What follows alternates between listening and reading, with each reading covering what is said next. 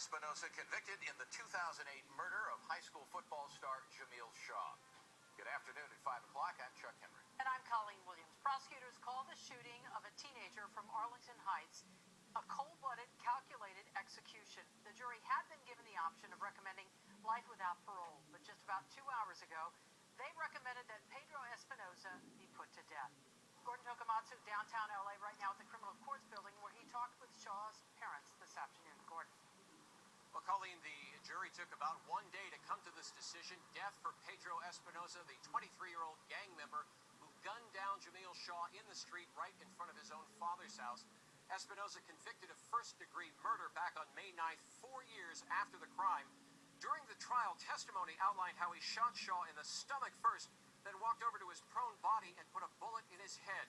Perhaps the most damning testimony, though, came from witnesses who described Espinoza's hardcore gang life. It became apparent that he shot the LA high school football standout because Shaw was wearing a red Spider-Man backpack. Red happens to be the favorite color of a rival gang to Espinoza's, but Shaw was not a gang member. Today, some of Shaw's relatives wore bright red outfits to demonstrate how absurd that motive was. Jamiel Shaw Sr. says he wanted to send a message to the defendant and make him see that color in the courtroom while his death penalty recommendation was being read. I hope he leaves the prison the same way my son was brought into the mortuary in a casket. That's why we got so many bad people, because they don't fear the punishment.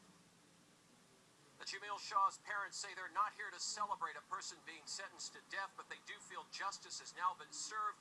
Now that the jury has issued its recommendation, the final say goes to the judge, who will rule on this at the end of the summer. It is exceedingly rare, however, for the judge to disagree with the jury on a death penalty recommendation.